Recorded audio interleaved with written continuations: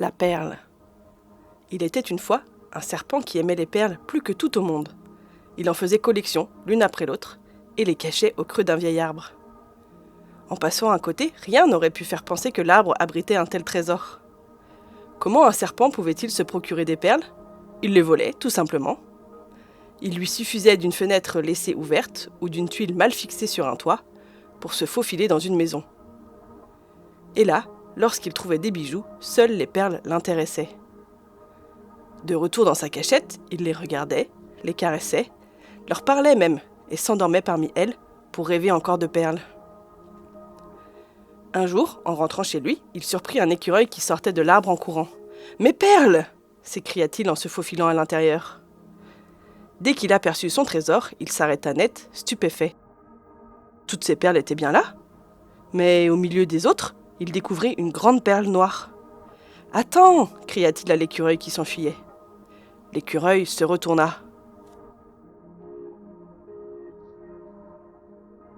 L'écureuil se retourna et le serpent le reconnut. Ils avaient le même âge et ils étaient nés dans la même forêt.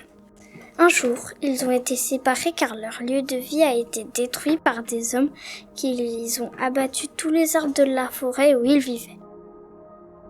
Le serpent, tout content de revoir son ami d'enfance, lui demanda « Comment as-tu fait pour me retrouver ?» L'écureuil lui répondit « C'est grâce à cette grosse perle noire que je viens de déposer parmi tes perles. »« D'où vient cette énorme perle noire ?»« Je l'ai trouvée au pied d'un noisetier lorsque je faisais mes provisions de noisettes pour l'hiver.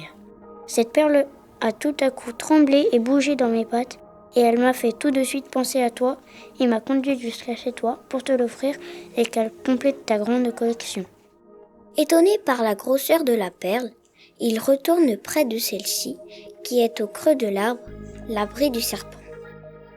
En arrivant devant toutes les perles, ils s'aperçurent que la perle noire s'était brisée en deux et qu'un aiglon en était sorti et il jouait avec les autres perles.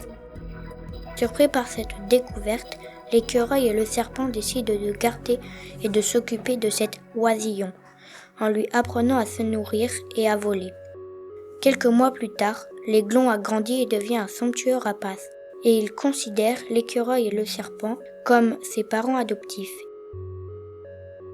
Ils vécurent ensemble et très heureux dans ce bel endroit qu'ils avaient su protéger des différents prédateurs et même du plus grand, l'homme.